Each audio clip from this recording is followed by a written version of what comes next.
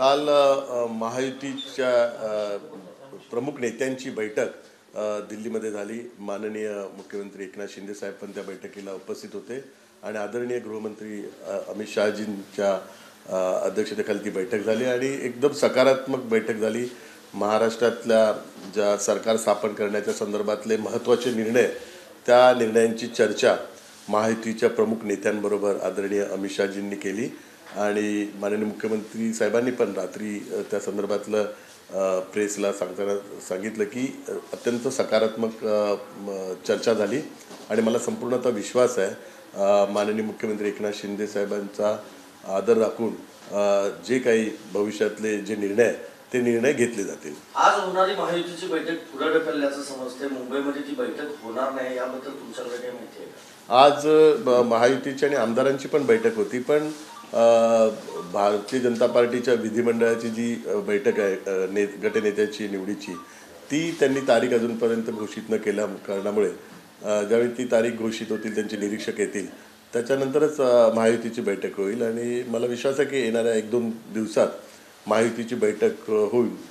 काल ज्या महायुतीच्या प्रमुख नेत्यांची बैठक अमित शहांबरोबर झाली, त्यात जी चर्चा झाली आणि ज्या प्रस्तावांवर चर्चा झाली, त्या प्रस्तावांवर केंद्रीय नेत्यांतर्फे शिक्कामोर्तब होऊन 2 दिवसात त्याचा कॉल त्यांच्याकडून येईल किंवा त्याची घोषणा त्यांच्याकडून होईल आणि त्यानंतरच महायुतीची जी सरकार स्थापनेच्या संदर्भातला जो फॉर्म्युला आहे, तो फॉर्म्युला त्याच्यात तुम्ही म्हणाले एकनाथ शिंदे यांचा आदर राखून पुढचे निर्णय घेतले जातात। आदर कशा पद्धतीने एकनाथ शिंदेचा राखला जाईल, कारण खाती आणि या सगळ्या अंशांवर चर्चा सुरू आहे? नाही, आपल्या सर्वांना माहिती आहे विधानसभेची निवडणूक ही माननीय मुख्यमंत्री शिवसेनेचे मुख्य नेते एकनाथ शिंदे साहेबांच्या नेतृत्वाखाली लढवण्यात आली होती आणि त्याच्यात जे संपूर्ण यश प्राप्त झालेलं, जे ऐतिहासिक जो विजय प्राप्त झालेला आहे, त्याच्यात माननीय मुख्यमंत्री एकनाथ शिंदे साहेबांची अत्यंत महत्त्वाची भूमिका राहिली त्यांच्या नेतृत्वाखाली आणि त्यांच्या 2-2.5 वर्षाच्या कारकिर्दीतील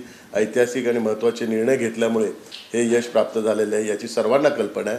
म्हणून भविष्यातल्या ज्या सरकार स्थापनेमध्ये माननीय मुख्यमंत्री एकनाथ शिंदे साहेबांची भूमिका ही अत्यंत महत्त्वाची असणार आहे आणि संपूर्ण महाराष्ट्रातील जनतेचा आदर ठेवून त्यांचा सन्मानपूर्वक त्यांना त्याच्या संदर्भातला प्रस्ताव लवकरात लवकर भाजपाच्या वरिष्ठ नेत्यांकडून येईल असा आम्हाला संपूर्णतः विश्वास वाटतो। महत्त्वाची चर्चा आहे, मुख्यमंत्री एकनाथ शिंदे आणि अमित शहा यांच्यामध्ये जी बैठक झाली त्याची चर्चा आहे। या बैठकीमध्ये एकनाथ शिंदे साहेबांनी नक्की काय सांगितलं, काय नक्की चर्चा झाली? काल महायुतीच्या प्रमुख नेत्यांच्या बैठकीच्या अगोदर माननीय मुख्यमंत्री एकनाथ शिंदे साहेबांनी व्यक्तिगत माननीय गृहमंत्री अमित शहाजींबरोबर बैठक घेतली। त्या बैठकीत शिवसेनेच्या संदर्भातला जो काही प्रस्ताव असेल आणि जी भावना असेल ती भावना त्यांच्यापुढे व्यक्त केली। निवडणुकीच्या वेळी पण काही ज्या चर्चा झाल्या होत्या त्या चर्चांची पण त्यांना जाणीव करून दिली आणि यापूर्वी NDAचा एक घटक पक्ष शिवसेना असताना शिवसेनेने जी सहकार्याची भूमिका नेहमी केलेली आहे, केंद्र सरकारमध्ये सरकार स्थापनेच्या वेळी पण शिवसेनेने कुठला आग्रह धरला नव्हता, तर ह्या सर्व गोष्टींची जाणीव माननीय अमित शहाजींकडे त्यांनी करून दिलेली आहे आणि माननीय अमित शहाजींनी पण त्याला सकारात्मक दुजोरा दिला। त्यांनी पण त्यांची भूमिका स्पष्ट केलेली की माननीय मुख्यमंत्री एकनाथ शिंदे साहेबांचा आदर राखूनच सन्मानपूर्वक तोडगा निघेल आणि एक सकारात्मक चर्चा त्या बैठकीत झाली। तुम्ही गृहमंत्रालयासाठी एकूण 12 खात्यांची मागणी केलेली आहे असंही समजतंय। जर गृह खातं दिलं नाही केंद्रीय नेतृत्वानं तर मग भूमिका काय असेल?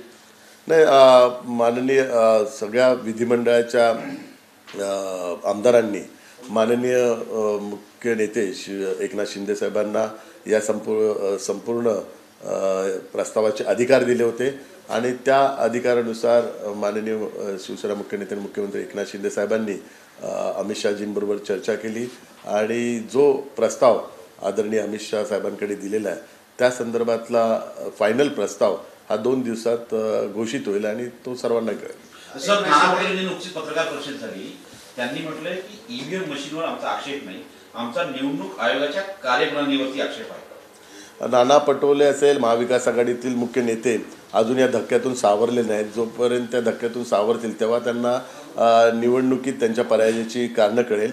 खऱ्या अर्थाने महाविकास आघाडीच्या नेत्यांनी एक चिंतन शिबिर ठेवायला पाहिजे सगळ्यांचं, आणि त्या चिंतन शिबिरमध्ये या सर्व गोष्टींची चर्चा करायला पाहिजे आणि फायनली आपण हरलोय कुठल्या विषयावर याच्या निष्कर्षावर यायला पाहिजे. प्रत्येक वेळी प्रत्येक दिवशी महाविकास आघाडीचा एक नेता हारण्याची वेगवेगळी कारणं सांगत आहेत. EVM मशीनवर त्याचा खापर फोडत आहेत. तर या सर्व गोष्टींवर एक फायनल तोडगा त्यांनी काढायला पाहिजे आणि फायनल चिंतन त्यावर करायला पाहिजे आणि मग त्यांना कळेल की आपला पराभव कशाने झाला. अजूनपर्यंत त्या धक्क्यातून सावरले नाहीत. ज्यावेळी त्या धक्क्यातून सावरेल तेव्हा त्यांना कळेल की महाराष्ट्रातील जनता ही खऱ्या अर्थाने महायुतीच्या मागे होती. माननीय मुख्यमंत्री एकनाथ शिंदे साहेबांच्या नेतृत्वाखाली जी ऐतिहासिक कामं झाली होती, जे ऐतिहासिक निर्णय झाले होते, त्याला महाराष्ट्रातील जनतेचा पाठिंबा होता हे त्यांना कळून चुकले नाही आणि अजूनही त्या वेगळ्याच भ्रमात महाविकास आघाडीचे नेते आहेत. आता येणाऱ्या महापालिकेच्या पण निवडणुकीत आहेत, जिल्हा परिषदेच्या पण निवडणुकीत, यामध्ये पण महायुती घवघवीत यश प्राप्त करेल असा संपूर्णतः विश्वास आहे. 2 बैठका मुंबईमध्ये होणार होत्या, महायुतीची आणि शिवसेनेच्या आमदारांची पण, आणि अचानक एकनाथ शिंदे आपल्या गावी निघाल्यामुळे या बैठका रद्द झालेल्या आहेत. अशा वेळी चर्चा निर्माण झाली की एकनाथ शिंदे पुन्हा नाराज आहेत. नाही, याच्यात कालच माननीय मुख्यमंत्री आणि शिवसेना मुख्य नेते एकनाथ शिंदे साहेबांनी जो प्रस्ताव आहे त्या प्रस्तावासंदर्भात आदरणीय अमित शाह साहेबांबरोबर चर्चा केलेली आहे आणि आदरणीय अमित शाह साहेबांनी कळवलं की 2 दिवसात या संदर्भातला आपण निर्णय घेऊ आणि जो फायनल प्रस्ताव आहे त्याचं या संदर्भातला घोषणा करू. तर आता 2 दिवस असल्या कारणामुळे आमदारांची जी बैठक जी पूर्वनियोजित होती ती आम्ही 2 दिवसाच्या करता पुढे ढकललेली आहे आणि जे पूर्वनियोजित जे कार्यक्रम आहेत त्या पूर्वनियोजित कार्यक्रमात आदरणीय मुख्यमंत्री साहेब व्यस्त आहेत. सर, प्रश्न एक असा येतो की इतकी मॅन्डेट मिळून पण हे लांबवलं जात आहे. जनता वेट करते की मुख्यमंत्री कोण बनणार आहे किंवा शपथविधी कधी होणार आहे, त्याचं कसं हे करणार, शपथविधी कधी होणार आणि काय इतकं लांबवलं? नाही, शपथविधी लवकरात लवकरच होणार आहे आणि त्याची पण स्पष्टता 2 दिवसात आपल्याला कळेल आणि कुठली गोष्टी लांबणीवर नाही, कारण हे महायुतीचं सरकार आहे. लोकशाही पद्धतीमध्ये काही प्रोसिजर असतात, त्या प्रोसिजर कारण 3 घटक पक्षांचं महायुती असल्या कारणामुळे 3ही पक्षांना विधिमंडळाचा नेता निवडावा लागतो. विधिमंडळाच्या नेता निवडीनंतर महायुतीचा पण नेता निवडला जाईल आणि महायुतीच्या नेता निवडीनंतर सरकार स्थापनेचा दावा त्या ठिकाणी होईल आणि या सर्व गोष्टींकरता जी विधिमंडळाची जी प्रोसिजर असते, जी लोकशाहीची प्रोसिजर असते आणि जी संविधानाने ठरवलेली जी प्रोसिजर असते ती प्रोसिजर फॉलो करावी लागते आणि ती प्रोसिजर 3ही पक्षाचे नेते फॉलो करत आहेत.